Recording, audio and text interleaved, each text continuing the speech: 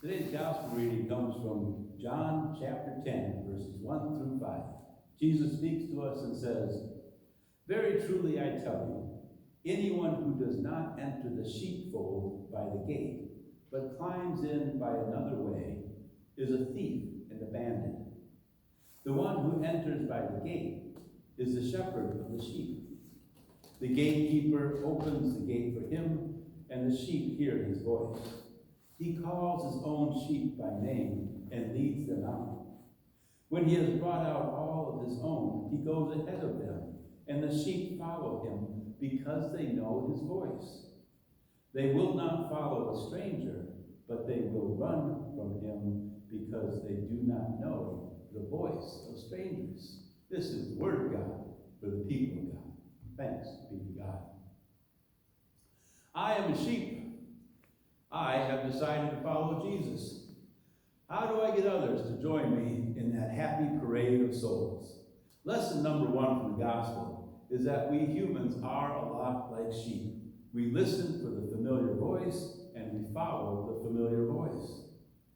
Lesson 2 for today is not everybody is familiar with Jesus' voice. I read a story about a teenager who was arrested for beating up a classmate.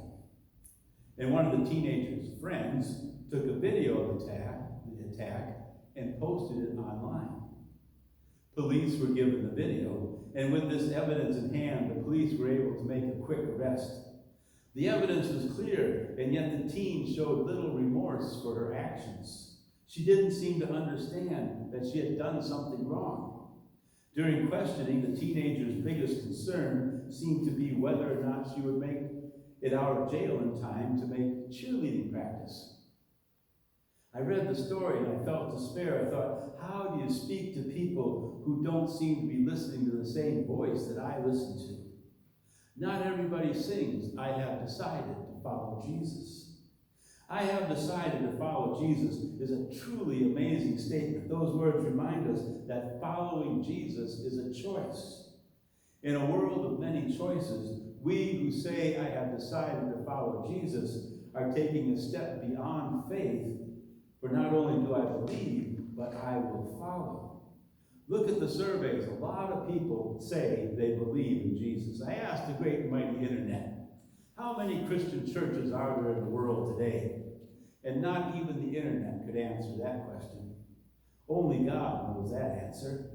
But the internet did tell me that there are more than 34,000 Christian groups. What's a Christian group? Well, the United Methodist Church is one Christian group. We have thousands of churches, millions of members. The internet also told me that 33% of the world's population profess to be Christian, making Christianity the largest religion in the world. 1/3 of the population. On the one hand, that sounds pretty good. 1/3 of the world. On the other hand, it also tells me that 2/3 of the world have not yet made that decision to follow Jesus. Jesus wants what? 100%. That's why Jesus reminds us again and again to keep putting the word out there. Matthew 10, verse 7. Go, as you go, proclaim the good news. Matthew 10, verse 27. Proclaim it from the housetops. From the housetops means to proclaim it to people from beyond your own house. Matthew 12, verse 18, Jesus says, "I will put my spirit upon him, and he will proclaim justice to the Gentiles." Proclaim justice to the Gentiles. What is a Gentile? Well, simply put, a Gentile is someone outside of our group. And I've noticed something about how Jesus works. Jesus tends to be very nice to the Gentiles. Indeed, he sometimes seems to treat the Gentiles better than the believers. Look at Matthew chapter 17, verses 14 through 20. In this story, someone from outside the church, a man, tells Jesus he brought his son to Jesus' disciples to be cured, but the disciples could not cure his son. And so Jesus, he first turns to his disciples, and with harsh words, he says, "How much longer must I be with you?" And then he turns to the man in a gentler voice and says, "Bring your son to me." And then Jesus shows them that miracles can be done. Jesus healed the son. Jesus' preferred method of bringing people into faith relationship is via the invitation.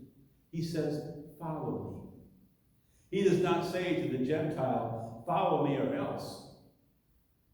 To believers, to those who are already following, who already have that relationship with Jesus, sometimes we hear stronger language from Jesus' mouth. To the believer, Jesus will say things like, take up your cross and follow me.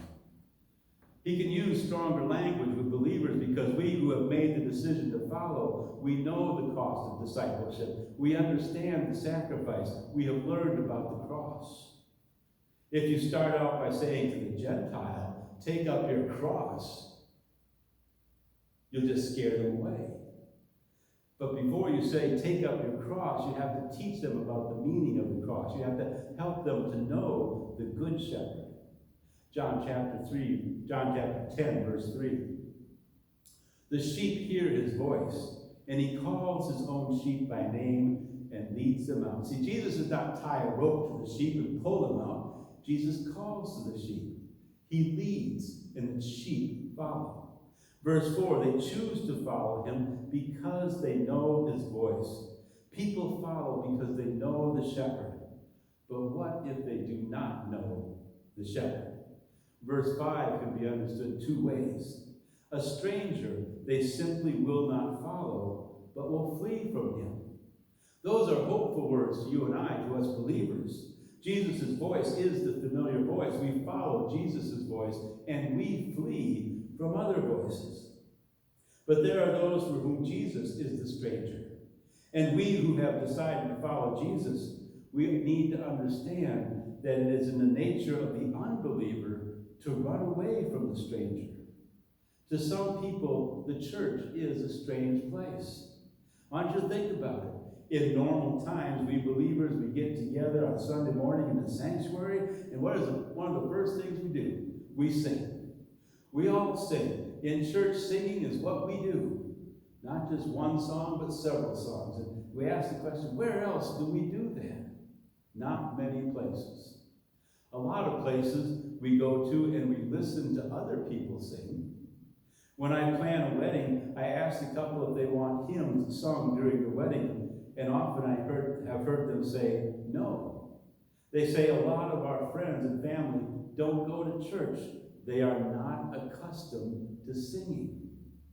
And I'm not saying that we should change what we do here, but we have to be aware of what we do. We need to understand that what we do is strange to 2/3 of the world.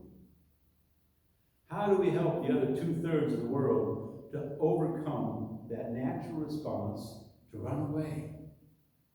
In the Old Testament book of Hosea, Hosea is trying to win back his wife who has left him. He says, I will allure her and speak tenderly to her.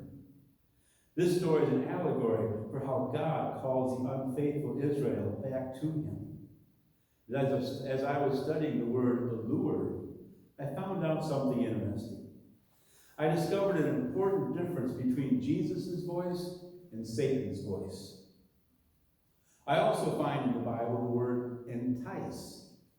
In the Bible, there is a difference between the word allure and the word entice. In the Bible, those two words are used very differently. The word entice always has something to do with telling a lie in order to win someone over to your point of view. For example, Acts 20, verse 30. Some will come distorting the truth in order to entice the disciples to follow them. Therefore, be alert and avoid those folks. Satan entices. The serpent in the Garden of Eden entices Eve to eat the fruit. The serpent lied to her about something she would receive in this world, offered her special knowledge that would make her life oh so much better. And we all know how that one turned out. But the word allure is used when talking about how God draws us to God's way. To allure means to speak the truth from the heart. This is how we should speak to others about Jesus. Jesus is honest. He tells us life here will not always be easy, but then he shows us greater life, eternal life. Jesus speaks about the difference we can make in other lives. Jesus speaks the truth, a truth that will set us free.